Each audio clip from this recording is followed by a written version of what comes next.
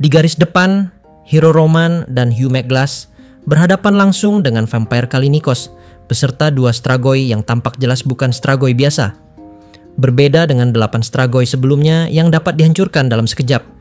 Kedua Stragoi ini mengenakan pakaian yang masih menunjukkan identitas mereka dahulu, mantan adventurer.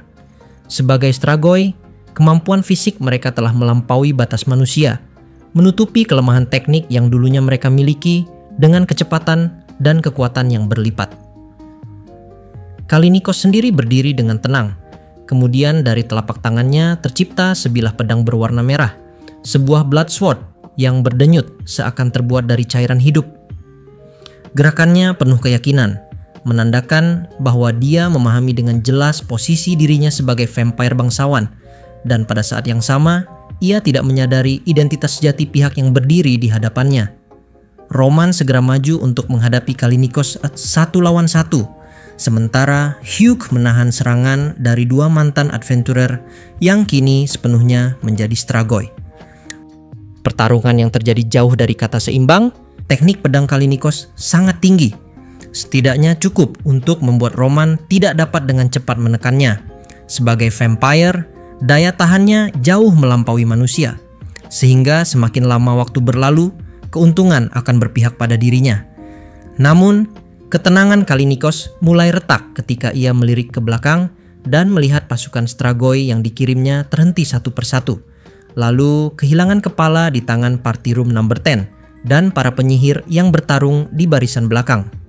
Pemandangan itu benar-benar di luar perhitungannya. Lebih dari 50 Stragoi telah dihancurkan dan tidak ada satupun adventurer yang gugur. Sesaat itu pula, Hugh melihat adanya celah pada 2 Stragoi mantan adventurer di hadapannya. Dalam satu gerakan yang penuh presisi, ia memotong lengan bersenjata mereka, lalu tanpa ragu mengakhiri hidup keduanya dengan tebasan cepat yang memenggal kepala.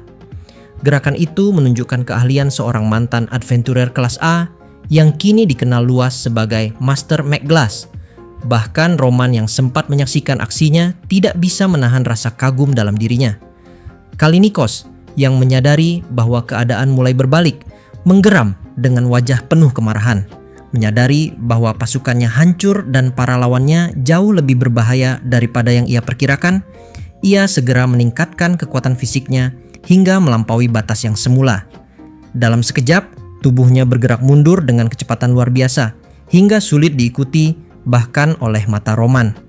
Dari jarak aman, Kallinikos mengangkat tangannya, lalu melafalkan sebuah sihir pengendali. Mantra slave keluar dari bibirnya, menyelimuti area sekitarnya.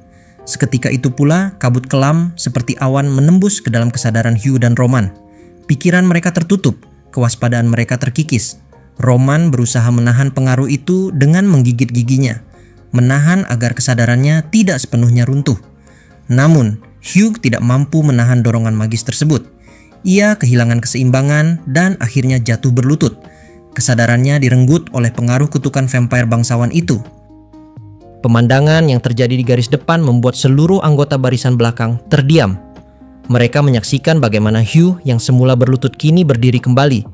Namun aura yang terpancar dari dirinya telah berubah sama sekali. Tidak ada lagi kesan santai maupun sikap terkendali yang biasa ia tunjukkan.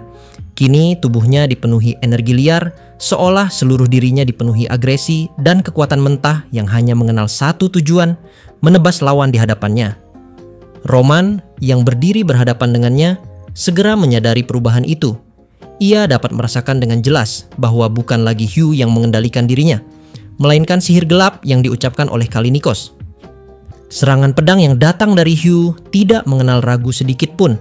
Gerakannya sangat cepat, akurat, dan setiap ayunan mengandung niat untuk membunuh. Roman, meski memiliki kekuatan fisik yang lebih besar, segera menyadari bahwa lawan yang dihadapinya adalah seorang master sejati dalam seni pedang. Tidak ada ruang kesalahan sedikit pun, sebab celah sekecil apapun akan langsung dimanfaatkan oleh Hugh yang kini sepenuhnya dikendalikan sihir. Kecepatan memang berpihak pada Roman, tetapi keterampilan, perhitungan sudut, dan efisiensi setiap serangan Hugh berada pada tingkat yang bahkan mampu menekan dirinya. Perbandingan ini segera mengingatkan Roman akan duel melawan Abel di ibu kota. Saat itu ia merasa kalah dalam keterampilan, namun masih bisa mengandalkan kekuatan dan ketahanannya untuk melawan balik. Namun sosok di hadapannya kini berbeda. Hugh McGlass yang dijuluki sebagai orang yang benar-benar menguasai pedang, memperlihatkan teknik yang begitu sempurna hingga setiap serangan dan pertahanannya tampak seperti pelajaran hidup tentang seni bertarung.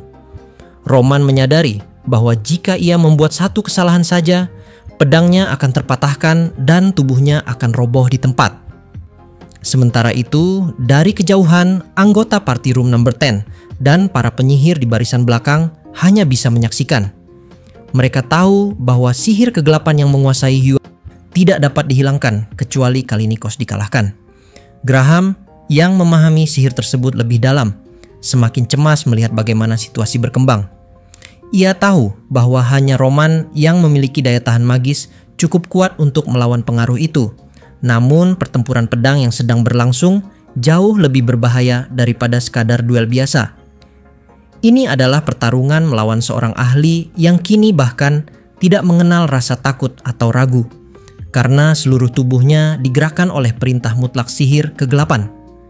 Roman tetap berusaha bertahan dengan seluruh kemampuan yang ia miliki. Setiap ayunan pedangnya bertemu dengan teknik sempurna dari Hugh, dan setiap langkah kecilnya ditutup oleh serangan balik yang cepat dan penuh presisi.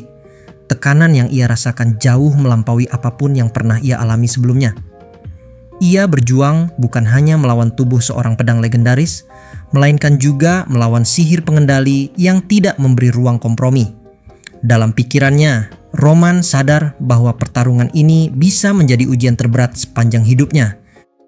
Pertarungan itu, bagi semua orang yang menyaksikan dari barisan belakang, tampak seperti sesuatu yang melampaui batas manusia. Di hadapan mereka, dua pedang terhebat dari dunia barat dan tengah saling beradu. Satu adalah Roman sang hero, dan yang satunya Hugh McGlass, seorang swordsman yang diakui sebagai the one who mastered the sword.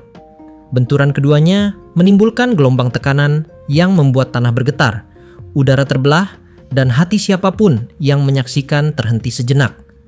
Bahkan bagi mereka yang tidak memiliki minat sedikit pun pada pertarungan pedang, seperti Gordon sang penyihir api, keindahan gerakan mereka terasa menakjubkan. Ia mendapati dirinya terperangah, kagum pada kesempurnaan duel yang berujung pada kehidupan atau kematian. Niels yang berdiri dengan pedang di sisinya, merasakan bilah senjatanya bergetar seperti sedang menangis. Ada sesuatu yang merasuk dalam jiwa seorang swordsman ketika menyaksikan keterampilan yang melampaui pemahaman. Itu bukan sekadar pertempuran, melainkan pelajaran yang hidup. Di hadapan keaslian sejati, seseorang bisa merasakan getaran yang menembus batin, membuatnya terharu meski sedang menyaksikan duel yang mempertaruhkan nyawa. Pedang Niels seolah merespons keagungan itu, bergetar, dan dirinya tahu bahwa hanya dengan menyaksikan pertarungan ini, batasannya sendiri akan terdorong lebih tinggi. Di sisi lain, Amon memperhatikan dengan konsentrasi tajam.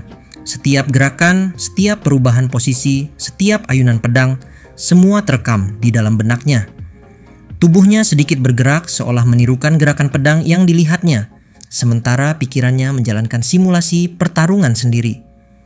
Dari semua orang di barisan belakang, hanya Rio yang menyadari obsesi halus itu. Rio sendiri pada awalnya terpukau, terhanyut dalam pemandangan duel yang langka ini. Namun setelah 10 kali benturan pedang, matanya yang jeli menangkap kenyataan pahit.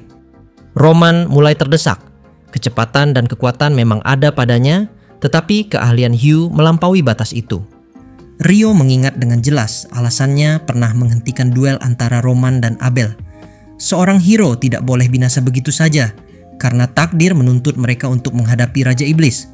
Namun jika Roman kalah di sini, dan tubuhnya menjadi budak sihir kegelapan, itu akan menjadi bencana yang bahkan lebih besar. Maka ia tidak bisa hanya berdiri diam.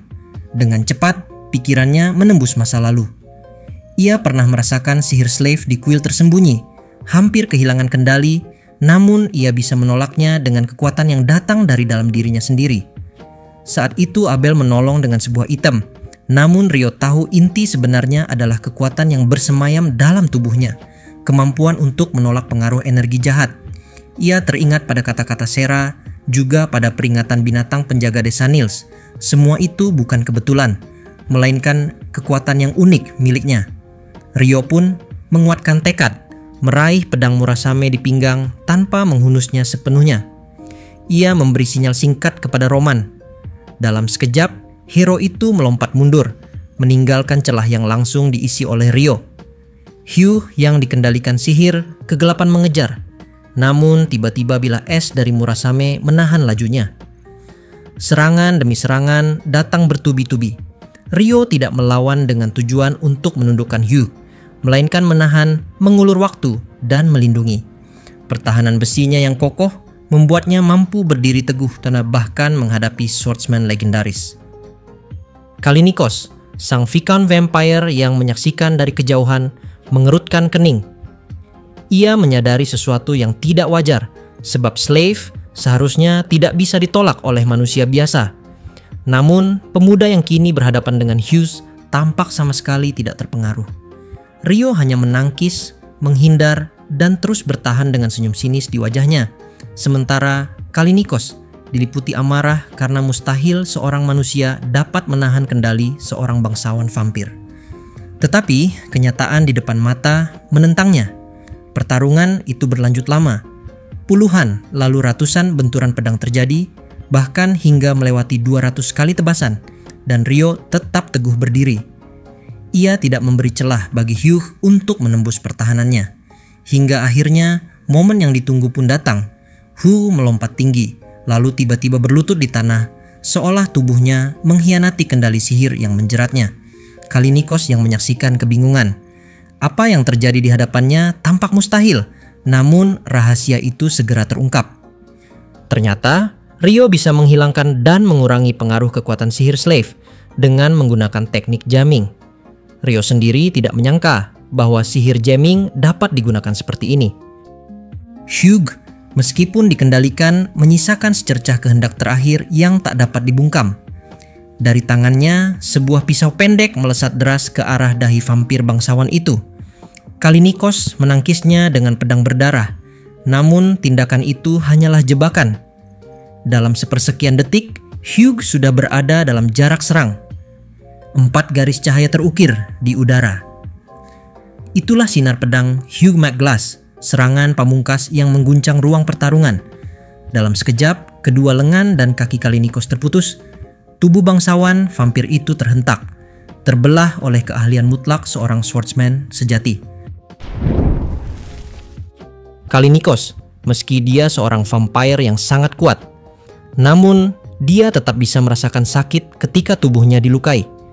Di momen itulah, Kallinikos berusaha meyakinkan dirinya bahwa hal itu sia-sia, sebab tubuhnya akan segera pulih. Namun, dia terkejut ketika menyadari bahwa lengan dan kakinya yang terpotong tidak juga menyatu kembali. Saat itulah Hugh menjelaskan bahwa pedang yang digunakannya bukanlah pedang biasa, melainkan Holy Sword Galahad, sebuah senjata yang memiliki kemampuan untuk meniadakan regenerasi khas vampire. Kata-kata itu membuat Kallinikos terperanjat, karena di negara-negara tengah hanya segelintir petualang yang mampu memiliki Holy Sword.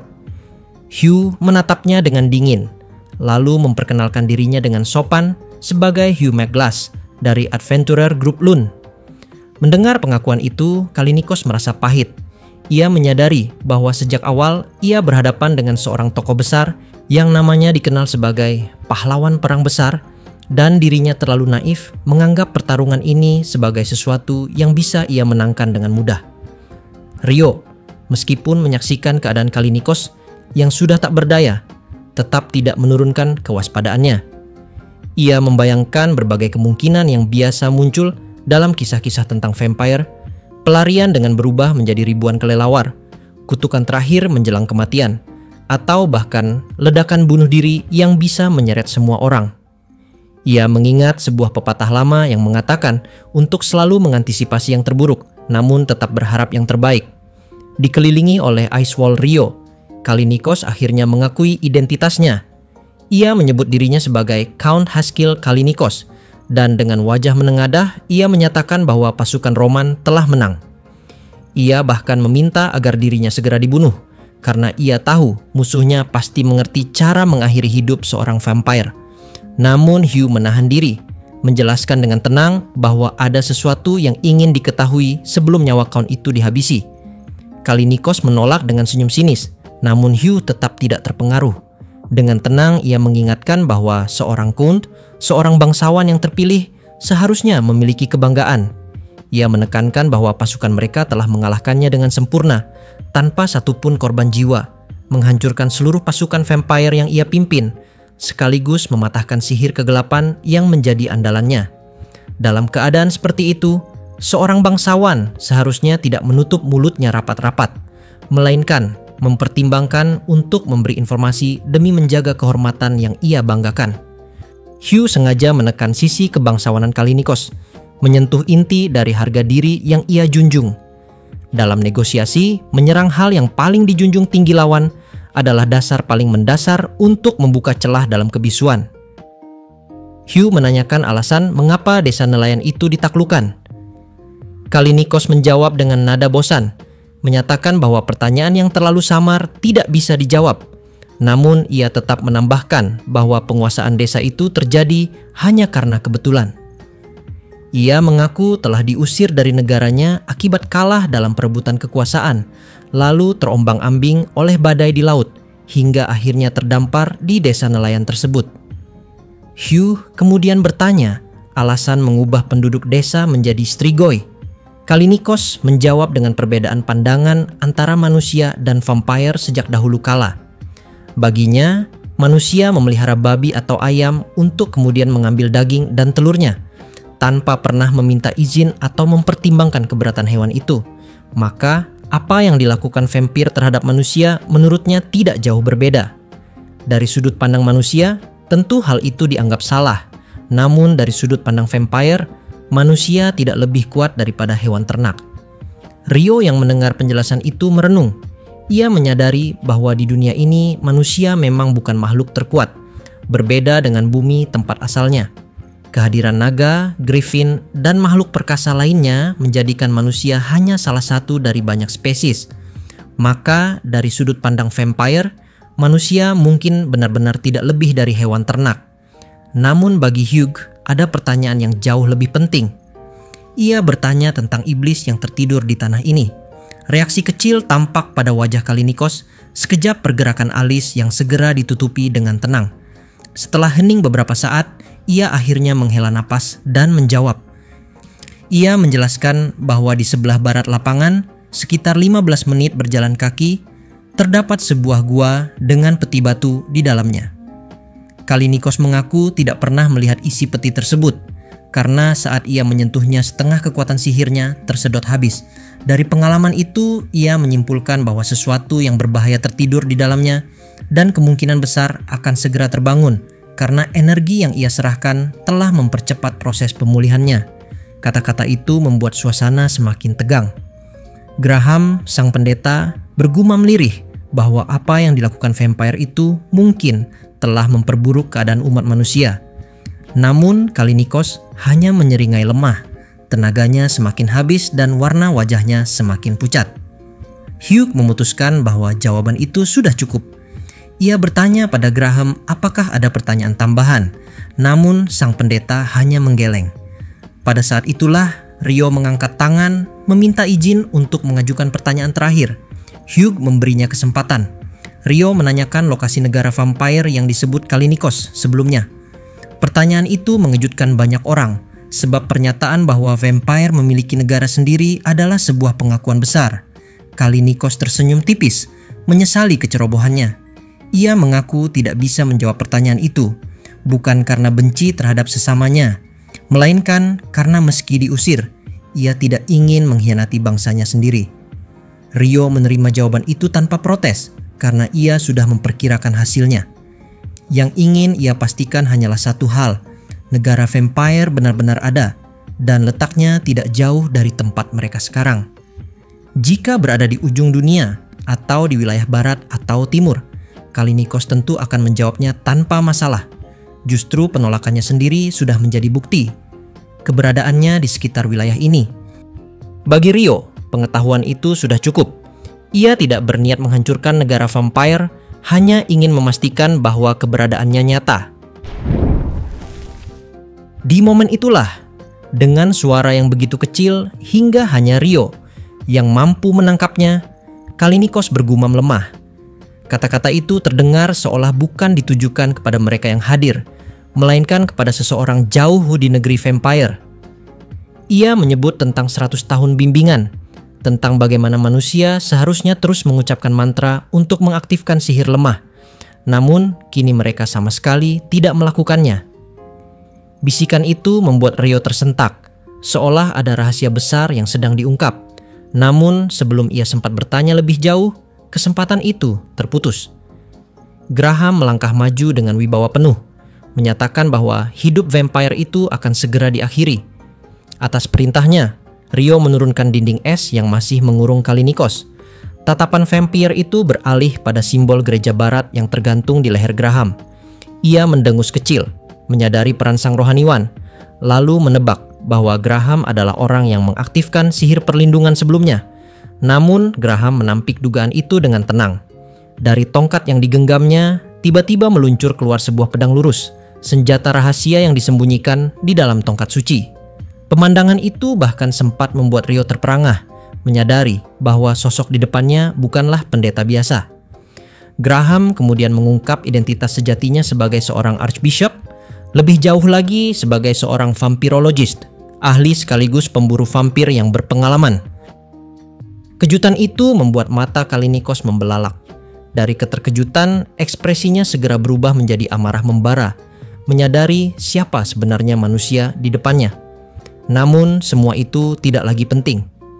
Dalam sekejap, pedang lurus Graham terhunus dengan kecepatan tanpa keraguan.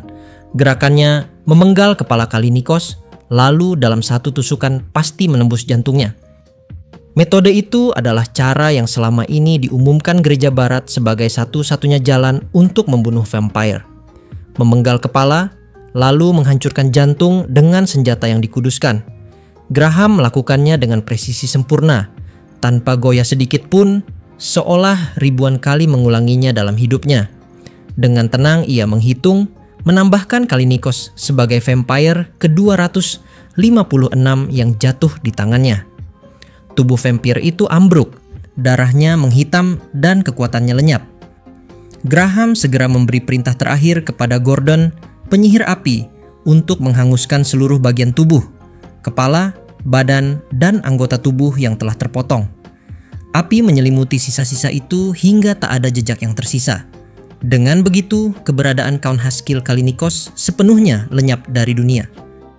Setelah vampire Kallinikos benar-benar musnah tanpa sisa, suasana di antara anggota Party Room No. 10 serta sekutu mereka seolah dilonggarkan oleh rasa lega yang singkat.